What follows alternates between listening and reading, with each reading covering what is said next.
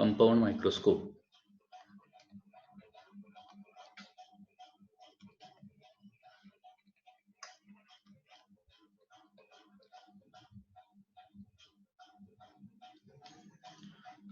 Okay, आता काही object एवढे छोटे असतात की अगदी सिंपल मायक्रोस्कोपच्या साहाय्याने जरी आपण बघितले तर ते व्यवस्थित दिसू शकत नाहीत, ते आणखी इनलार्ज करावे लागतात.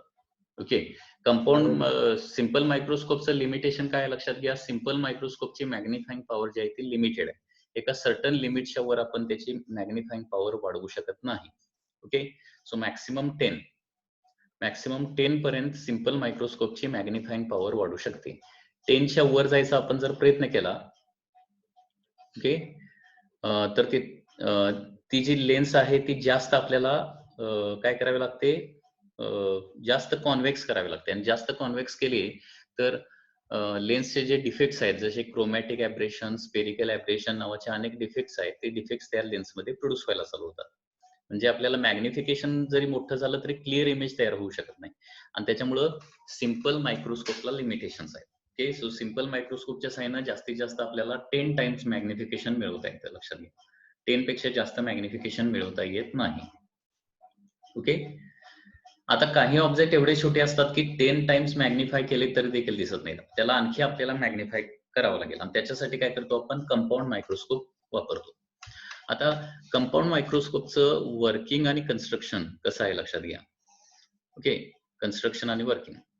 तर this is the axis. Compound microscope has 2 convex lenses. Okay, compound microscope मध्ये 2 कॉन्व्हेक्स लेन्स असतात. याला काय म्हणतो आपण, ऑब्जेक्टिव्ह असं म्हणतो. याला ऑब्जेक्टिव्ह लेन्स असं म्हणतो. Okay, objective lens. आणि इथं कन्स्ट्रक्शन वर्किंग एकाच वेळी आपण बघणार आहे. वर्किंग कसं होतं लक्षात घ्या.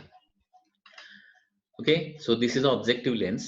ऑब्जेक्टिव्ह लेन्स जी आहे कंपाऊंड मायक्रोस्कोपची, ओके, त्याचं अपेअरचर स्मॉल असतं आणि फोकल लेंथ देखील काय असते, स्मॉल असते. Focal length and aperture both are smaller than objective lens. लक्षात येते. अपेअरचर म्हणजे काय, लेन्सचा डायमीटर. ओके, म्हणजे ते लेन्स सर्क्युलर जी असणार आहे त्या सर्कलचा डायमीटर किती असेल. Okay, objective lens. आता ऑब्जेक्टिव्ह लेन्स कशी वर्क होते, तर when object is placed within F and 2F हे आपल्याला माहित आहे. काय केलं आपण, ऑब्जेक्ट ज्यावेळी एफ आणि 2F च्या मध्ये ठेवतो आपण, त्यावेळी त्याची इमेज जी आहे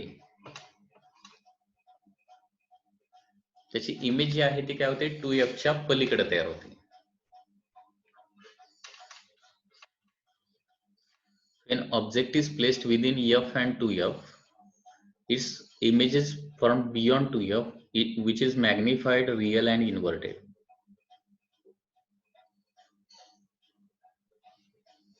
म्हणजे suppose this is second F and this is second 2F. ठीक आहे, तर याची तयार होणारी जी इमेज आहे ती कुठे तयार होणार आहे, बियॉन्ड 2F. म्हणजे रे डायग्राम लक्षात घ्या कशी येणार रे diagram.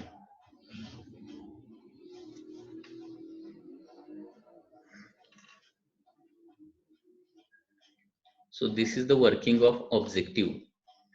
So this is object AB आणि या ऑब्जेक्टची इमेज जी तयार होणार आहे ती काय असणार आहे, दॅट इज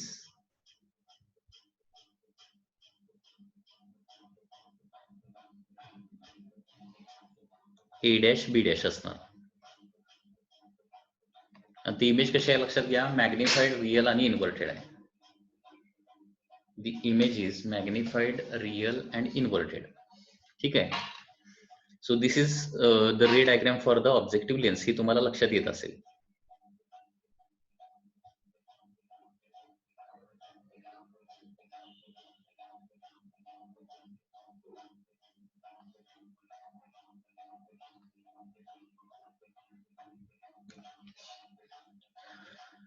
त्याच्यानंतर there is a eyepiece. Next part येणार आहे, that is of eyepiece. Eyepiece जो आहे तो इथं असणार आहे तुमचा.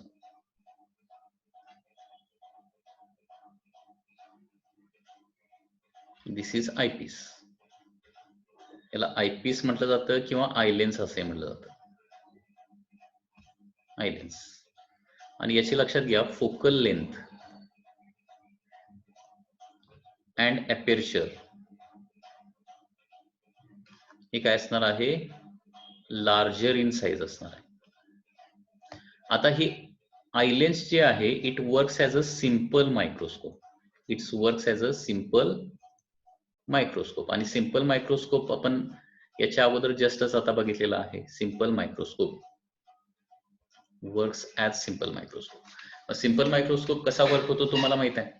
त्याच्या फोकल लेंथच्या आतमध्ये काय करावं लागतं, ऑब्जेक्टला ठेवावं लागतं, बरोबर ना. सिंपल मायक्रोस्कोपच्या वर्किंगसाठी काय व्हावं लागतं, ऑब्जेक्ट कुठे ठेवतो, त्या सिंपल मायक्रोस्कोपच्या फोकल लेंथच्या आतमध्ये. मग इथं देखील ए डॅश बी डॅश. आता लक्षात घ्या, ए डॅश बी डॅश ही जी इमेज आहे पहिल्या लेन्सनं ऑब्जेक्टिव्ह लेन्सनं तयार केलेली इमेज, ती आय लेन्स साठी काय होणार आहे, ऑब्जेक्ट म्हणून ऍक्ट होणार. So A dash B dash is the object for the eye lens. Okay. आणि ती कुठे ठेवावं लागणार, त्याच्या फोकसच्या आतमध्ये. आता इथं काय करावं लागेल, तर हे काय झालं, 2FO FO FO आणि 2FO. आणि हे काय असणार आहे तुमचं, FE असणार, म्हणजे focal length of the eye lens. आणि ए डॅश बी डॅश हा जो ऑब्जेक्ट आहे, म्हणजे आय लेन्स साठी ए डॅश बी डॅश हा जो ऑब्जेक्ट आहे त्याची फायनल इमेज जी आहे ती कुठं तयार होणार बघा. फायनल इमेज जी आहे ती DDV किंवा त्याच्या पलीकडे कुठेही तयार होणार या पद्धतीनं.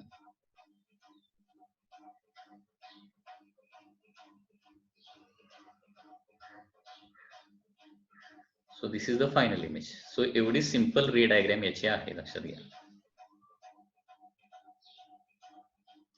that is A double dash B double dash. okay, so this is the final image which is magnified. म्हणजे ऑब्जेक्टिव्ह लेन्स एकदा त्याला मॅग्निफाय करणार आणि आय लेन्स एकदा त्याला मॅग्निफाय होणार आहे. म्हणजे अशा प्रकारे 2 वेळा त्याचं मॅग्निफिकेशन होणार आहे. ठीक आहे. आणि हा जो अँगल आहे, here there will be eye. Okay. हा जो अँगल असणार आहे त्याला काय म्हणणार आपण आता, बीटा असं म्हणणार आहे. बीटा म्हणजे angle subtended by A double dash B double dash with the eye, म्हणजे final image with the eye. लक्षात घ्या, दॅट इज बीटा. लक्षात येते का. म्हणजे कंपाऊंड मायक्रोस्कोपचं वर्किंग पुन्हा एकदा सांगतोय. ऑब्जेक्ट जो आहे तो कुठे ठेवायचा आहे, ऑब्जेक्ट AB जो आहे तो कुठे ठेवायचा आहे सांगा, FO आणि 2FO च्या मध्ये. ऑब्जेक्ट FO आणि 2FO च्या मध्ये ठेवल्यानंतर त्याची image A dash B dash कुठे तयार होणार, A dash B dash image beyond 2FO, बरोबर, on other side. Beyond 2FO on other side. आणि ती कशी असणार आहे, रियल, इन्व्हर्टेड आणि मॅग्निफाईड असणार आहे. Now A dash B dash acts as a object for the eye lens. A dash B dash जे आहे ते ऑब्जेक्ट म्हणून ऍक्ट होणार कुणासाठी, आय लेन्स साठी. आणि आय लेन्स काय म्हणून वर्क होतं, eye lens works as a simple microscope. आणि ए डॅश बी डॅश या ऑब्जेक्टची final image A double dash B double dash ही कुठे तयार होणार आहे, DDV to infinity. From DDV to infinity कुठेही तयार होईल, लक्षात घ्या. ठीक आहे. आता इथं सगळ्यात पहिला जो फॉर्म्युला येणार आहे तो म्हणजे कुठला येणार बघा, that formula is length of compound microscope. कारण हा फॉर्म्युला महत्वाचा आहे, लेंथ ऑफ कंपाऊंड मायक्रोस्कोप. तर लेंथ ऑफ कंपाऊंड मायक्रोस्कोप म्हणजे काय येणार, लक्षात घ्या. It is the distance between the objective lens and I lens. Okay. So this is the length of compound microscope.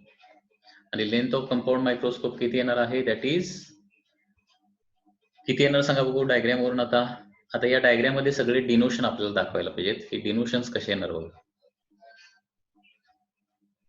आता हे जे डिस्टन्स आहे, हे जे डिस्टन्स आहे, या डिस्टन्सला काय म्हणणार मी, हे ऑब्जेक्ट डिस्टन्स आहे ना. AB ऑब्जेक्ट डिस्टन्स लेन्स पासूनचा आहे आणि ऑब्जेक्टिव्ह लेन्स पासूनचा आहे, त्याला UO असं म्हणणार. ठीक आहे. त्याच्यानंतर इथून इथपर्यंत जे डिस्टन्स आहे त्याला काय म्हणणार आहे A double dash sorry A dash B डॅशचं ऑब्जेक्टिव्ह लेन्स पासूनचं डिस्टन्स, याला काय म्हणणार मी फी ओ असं म्हणणार. लक्षात आलं? म्हणजे ऑब्जेक्टिव्ह लेन्स रिलेटेड हे झालं ऑब्जेक्ट डिस्टन्स आणि हे झालं इमेज डिस्टन्स. त्याच्यानंतर इथून इथपर्यंत डिस्टन्स म्हणजे काय येणार सांगा? हे झालं आता पुन्हा ऑब्जेक्ट डिस्टन्स, कारण ए डॅश बी डॅश हा काय आहे? ऑब्जेक्ट आहे. कुणासाठी? आय लेन्ससाठी. ऑब्जेक्ट डिस्टन्स, परंतु कुणापासूनचं आहे ते? आयपीस पासूनचं, त्याच्यामुळे युई असं म्हणणार त्याला. And therefore length of compound microscope, length of compound microscope म्हणजे काय येणार तुमचं? That is FIO plus UE. लक्षात घ्या, length of compound microscope is equal to FIO plus UE येणार. लक्षात येत आहे? Length of compound microscope is FIO plus UE. आणि हे जे डिस्टन्स आहे ते काय येणार आहे? लक्षात घ्या तुमचं आता FIE येणार आहे. हे बघा, A double dash B double dash च लेन्स पासूनचं जे डिस्टन्स आहे, लक्षात घ्या इथपर्यंतचं डिस्टन्स, हे जे डिस्टन्स आहे त्याला काय म्हणणार आहे आपण? FIO म्हणणार. आणि FIO किती असणार आहे? मिनिमम DDV मॅक्सिमम इन्फिनिटी, कारण फायनल इमेज DDVच्या पलीकडे तयार व्हायला पाहिजे, DDV पासून इन्फिनिटी पर्यंत. ओके, आता इथं मॅग्निफाइंग पॉवर, पुन्हा एकदा मॅग्निफाइंग पॉवर म्हणजे काय असतं? बीटा बाय अल्फा असतं. Magnifying power of compound microscope आपल्याला काढायचं आहे. आता मॅग्निफाइंग पॉवर म्हणजे काय? Beta by alpha. He diagram लक्षात घ्या, ही डायग्रॅम तुम्हाला लक्षातच ठेवावं लागेल. त्याच्यातले सगळे इनोशन, युओ म्हणजे काय, FIO म्हणजे काय, युई म्हणजे काय, ओके, FIE म्हणजे काय, सॉरी हे FIE आहे, FIE image distance from the eye lens आहे FIE. हे सगळं व्यवस्थित लक्षात ठेवावं लागेल. आता मॅग्निफाइंग पॉवर म्हणजे काय असतं? It is ratio of beta to the alpha. Once again alpha म्हणजे नेहमीप्रमाणे काय येणार आहे? That is AB by D येणार आहे, बरोबर ना? कारण ऑब्जेक्ट आपण म्हणजे अल्फा म्हणजे काय? अनएडेड आय बरोबर ऑब्जेक्टने केलेला अँगल. ऑब्जेक्ट जास्तीत जास्त AB हा ऑब्जेक्ट आहे सपोज, ओके. कंपाऊंड मायक्रोस्कोप नसताना AB हा ऑब्जेक्ट कुठे ठेवू शकतो? DDV पर्यंतच ठेवू शकतो, त्याच्या आत ठेवू शकत नाही. So AB divided by D म्हणजे काय येणार आहे? तुमचं टॅन अल्फा म्हणजेच अल्फा येणार आहे. आणि बीटा म्हणजे काय येणार बघा इथं? बीटा किंवा tan beta. Tan beta is equal to काय येणार बघा? That is A dash B dash divided by U E येणार आहे, बरोबर आहे ना? हे बघा, हा बीटा जो अँगल आहे हा राईट अँगल ट्रायंगल आहे. A dash B dash divided by U E. And therefore here magnifying power is given by formula that is beta by alpha ना. and therefore beta by alpha म्हणजे काय येणार बघा आता इथं? बीटा बाय अल्फा म्हणजे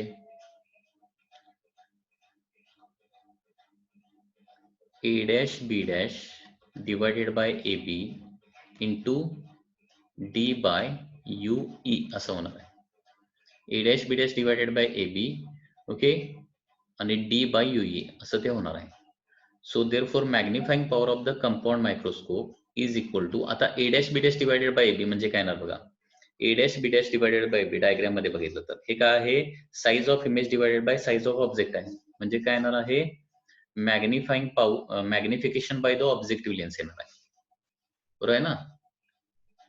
काय येणार आहे? Magnification by objective lens. म्हणजे A dash B dash divided by AB diagram मध्ये बघा, A dash B dash divided by AB म्हणजे काय येणार आहे? That is magnification by the objective येणार आहे, into D by you.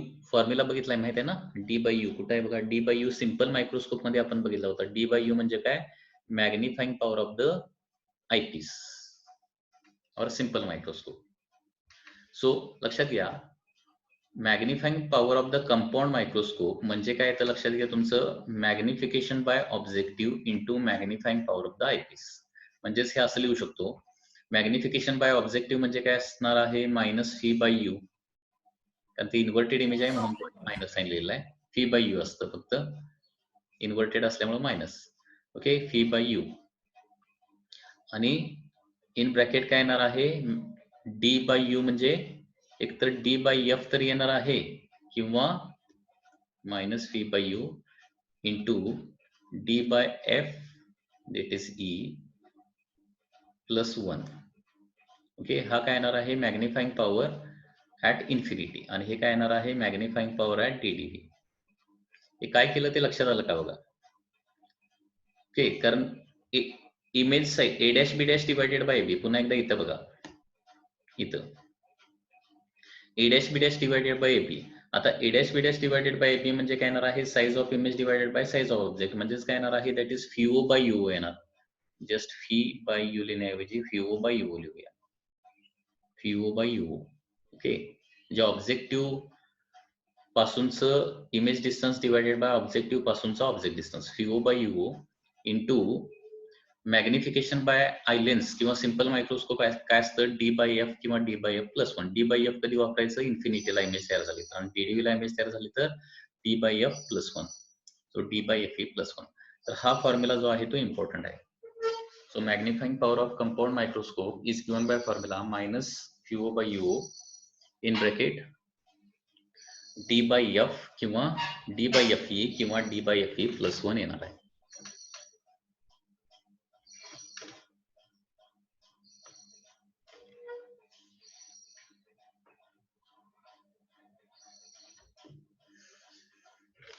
Okay, लक्षात आलं. आता त्याचबरोबर नॉर्मल ऍडजस्टमेंटला आणखी एक इथं फॉर्म्युला येतो, नॉर्मल ऍडजस्टमेंट.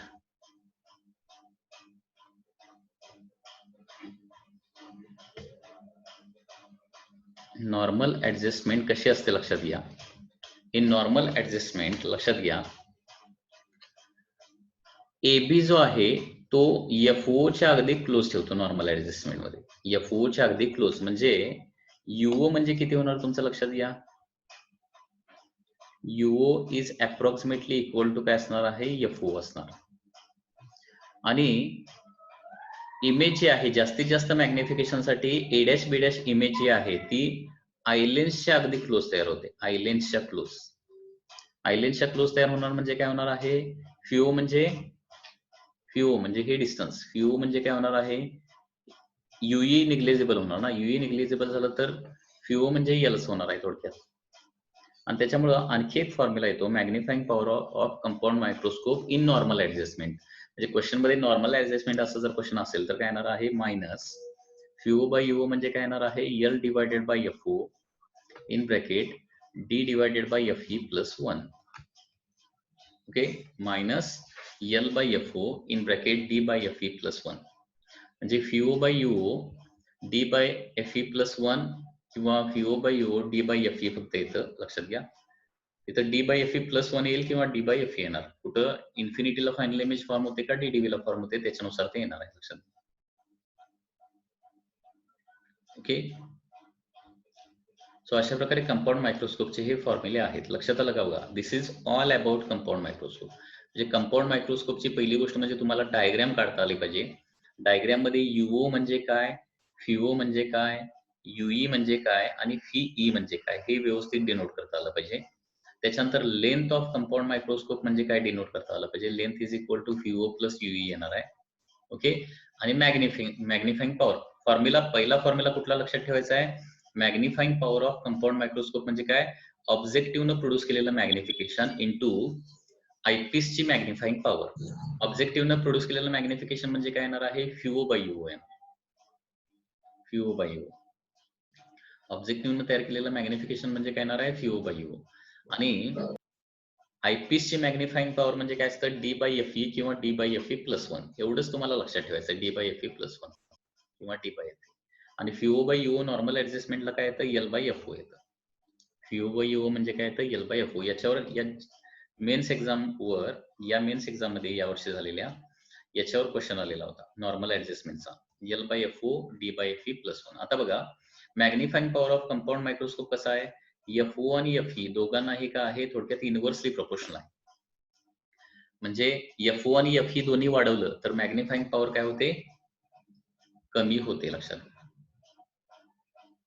ओके, FO आणि FE दोन्ही जर वाढवलं तर मॅग्निफाइंग पॉवर काय होते कमी होते. सो मॅग्निफाइंग पॉवर वाढवण्यासाठी FO आणि FE काय असलं पाहिजे कमी असलं पाहिजे कंपाऊंड मायक्रोस्कोपचं. ठीक आहे.